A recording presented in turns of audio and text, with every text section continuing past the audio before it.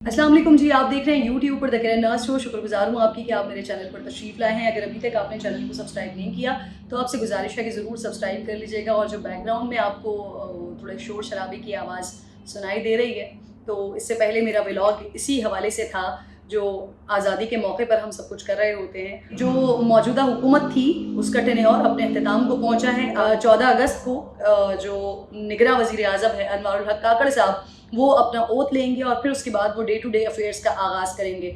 तो वज़ीर आज़म साहब ने जो अपना आखिरी खिताब किया है, विदाई खिताब किया आवाम से, तो उसमें भी उन्होंने उसी बात को दोहराया जो मुसलसल कई सारे दिनों से वज़ीर आज़म साहब दोहरा रहे हैं कि जी हमने अपनी सियासत को दाव पर लगाया है और रियासत को बचाया है।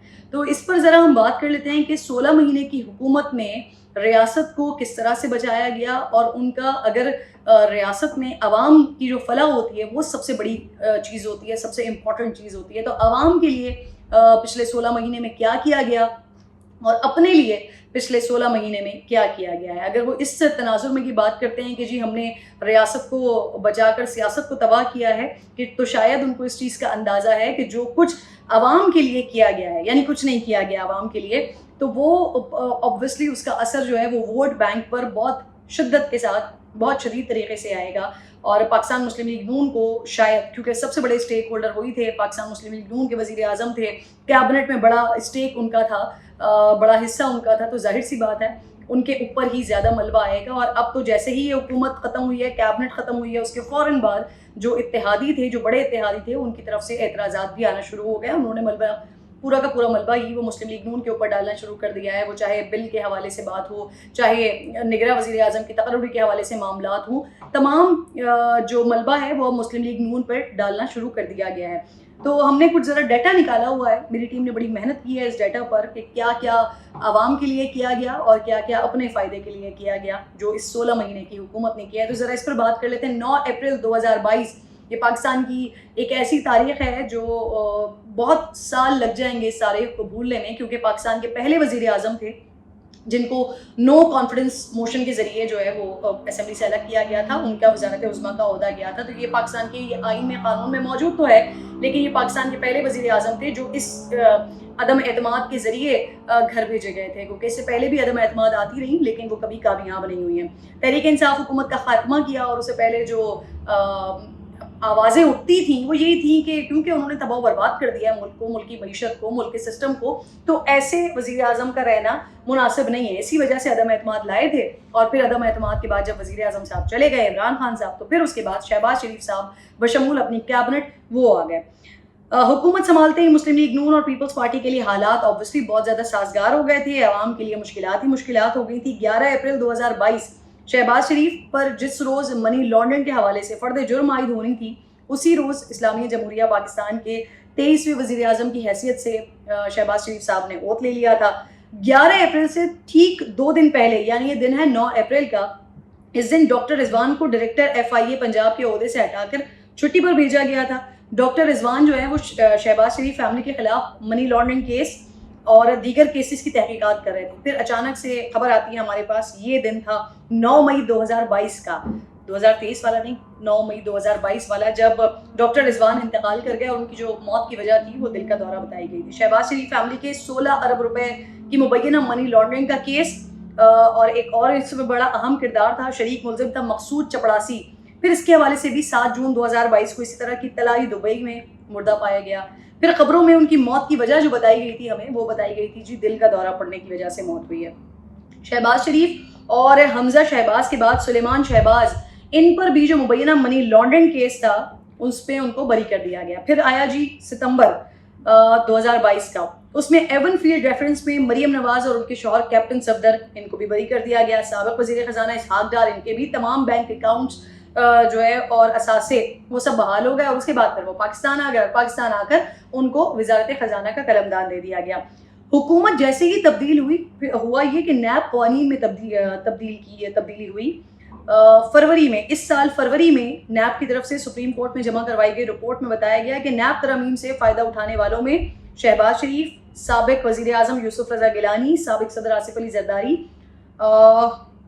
साबिक वज़ीर आज़म नवाज शरीफ साहब, आसिफ अली ज़रदारी के करीबी साथी अनवर मजीद, मलिक रियाज, साबिक वज़ीर आज़म शौकत अजीज़, ये शामिल है। تو اگر یہاں پر یہ کہا جاتا ہے کہ یہ تمام جتنی بھی چیزیں ہو رہی تھیں تو اس سے حکومت کی جو 5 انگلیاں تھیں وہ جو ہے وہ گھی میں تھی اور سر کڑھائی میں تھے، تو یہ تو بالکل بھی غلط نہیں ہوگا، کیونکہ جیسے ہی ان کی حکومت آئی ہے اس کے بعد پے در پے جو عدالتی معاملات میں وہ ریلیف تھے کہ کئی فرد جرم عائد ہونی تھی، کئی معاملات کٹھن ہو سکتے تھے، مشکل ہو سکتے تھے، سزائیں ہو سکتی تھیں، وہاں پر ریلیفس ملتے چلے گئے. وہاں پر جو ہے وہ نیب قوانین میں پھر ترمیم ہو گئی، تبدیلی ہو گئی، تو پھر اس سے وہ نیب کی جوریڈکشن سے ہی معاملات باہر ہو گئے، تو اس طرح سے ان کو ریلیف مل گیا.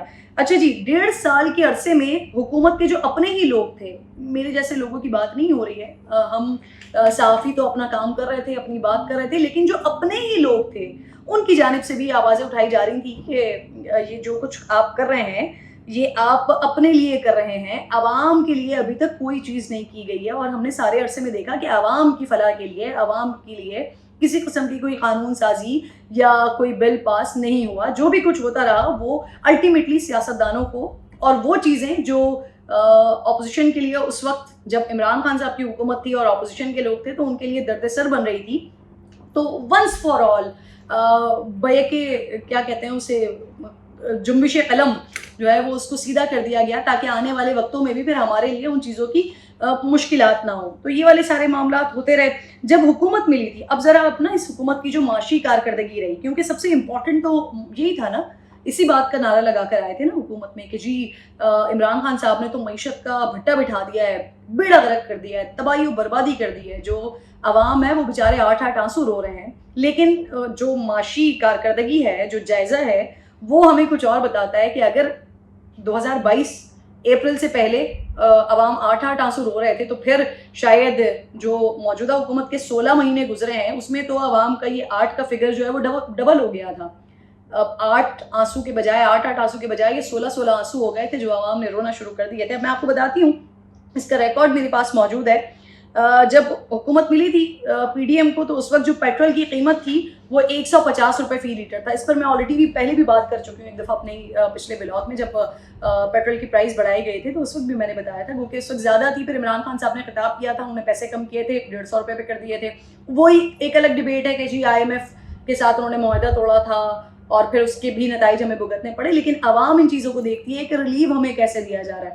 تو عوام کو ریلیف تھا، 150 روپے کا پیٹرول تھا. جیسے ہی حکومت آئی اس کے بعد جو پیٹرول کی پرائز بڑھنا شروع ہوئی تو آج جو ہے وہ 270 روپے سے زیادہ پہ پیٹرول ہوا ہوا ہے. اور کچھ خبریں ایسی آ رہی ہیں، کچھ اطلاعات آ رہی ہیں کہ شاید 2 دن میں پیٹرول کی قیمتیں بڑھ جائیں گی اور یہ تقریباً 290 روپے تک پہنچ جائے گا.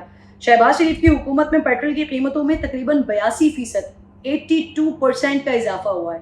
پھر اپریل میں جو 2022 میں جو امریکی ڈالر تھا وہ تھا 184 پر. پھر جب پی ڈی ایم حکومت آئی ہے تو ابھی تو ڈالر جو ہے وہ ٹرپل سینچری کے قریب آس پاس گھوم رہا ہوتا ہے. کل 290 روپے کے آس پاس گھوم رہا ہے. آج کل سچویشن اسی طرح کی چل رہی ہے اور اس میں بھی بتدریج اضافہ ہونے کی اطلاعات ہمارے پاس آ رہی ہیں. پھر جی گزشتہ 15 مہینے میں امریکی ڈالر مجموعی طور پر جو مہنگا ہوا ہے وہ 75% مہنگا ہوا ہے. 75% اس میں جو ہے وہ اس کے پیسوں میں اضافہ ہوا ہے. پی ٹی آئی حکومت کے خاتمے کے وقت جو افراط زر یا انفلیشن، مہنگائی کی شرح جو تھی وہ تھی اس وقت 12%، اس سے کچھ اوپر تھی. ابھی جو مہنگائی کی شرح ہے اس وقت یہ ہو گئی ہے 28% سے بھی زائد. پی ڈی ایم حکومت کے دور میں آٹا بار اس میں اضافہ ہوتا رہا اور اس اضافے کے بعد 108% جو بار اضافہ ہوا نا، اس کے بعد 108% 2022 اپریل سے ان 16 مہینوں میں اس میں 108% کا اضافہ ہوا ہے. پھر اگر ہم چینی پہ آ جاتے ہیں تو یہ چینی 82% مہنگی ہوئی ہے. اتحادی حکومت کے برسر اقتدار آنے کے بعد اب تک جو بجلی کا بنیادی ٹیرف ہے اس میں تقریباً 4 مرتبہ اضافہ ہوا ہے. اور یہ جو بنیادی ٹیرف ہے، ٹیکس ویکس آپ پھر اس کو الگ کر لیجئے، جو بنیادی ٹیرف ہے وہ سنگل یونٹ جو ہے وہ 50 روپے سے اوپر ہو چکا ہے. اپریل 2022 میں 24 کے آس پاس تھا، وہ obviously بڑا ہے. پھر اس کے بعد گزشتہ 15 مہینے کے دوران جو گیس کی قیمتیں ہیں اس میں بھی 112% تک اضافہ ہو چکا ہے. اتحادی حکومت ان تمام ناکامیوں کی وجہ جو ہے وہ پچھلی حکومت کو قرار دیتی ہے، لیکن جو پاکستانی عوام ہے وہ کیا رائے رکھتی ہے آپ لوگ یہ سب کچھ مجھ سے بہتر جانتے ہیں. آپ تمام لوگ یہ رائے بہت اچھے طریقے سے رکھتے ہیں کیونکہ میں اور آپ ہی ہیں جو پچھلی حکومت کے اور اس حکومت کے جو 16 مہینے ہیں اس میں جو کچھ کیا گیا ہے اس سے افیکٹ میں اور آپ ہی ہوتے ہیں، عوام ہی افیکٹ ہوتے ہیں. تو آپ زیادہ بہتر طریقے سے اس کا جو ہے وہ جائزہ لے سکتے ہیں اور اس پہ اپنے نتائج جو ہیں وہ آپ بہت اچھے طریقے سے مرتب کر سکتے ہیں کہ 16 مہینے کی حکومت میں پی ڈی ایم نے اپنے تو فوائد حاصل کیے ہیں، بھرپور فوائد حاصل کیے، لیکن جو عوام کو دینا مقصود تھا، عوام کے لیے جو ریلیف ہونا چاہیے تھا وہ ریلیف نہیں دے سکی. میں اس بحث میں بالکل نہیں پڑھوں گی کہ آئی ایم ایف کے مسائل تھے، دیگر چیزیں تھیں، لیکن عوام صرف یہ دیکھتی ہے کہ جو حکومت آئی ہے، جو برسر اقتدار ہے، اس نے ہمارے لیے کیا کیا. تو یہ سارے نتائج دیکھ کر تو کہنا پڑتا ہے کہ جو حکومت جس کا ٹینیور اب ختم ہوا ہے اس نے عوام کے لیے ایز سچ کچھ نہیں کیا، اور اس وجہ سے اپنا ووٹ بینک بھی بہت زیادہ متاثر کیا ہے. دعا کرتے ہیں کہ اگر جلدی الیکشنز ہو جاتے ہیں، کیونکہ آج آزادی کی رات ہے، تو اس آزادی کی رات کی مناسبت سے یہ دعا کرتے ہیں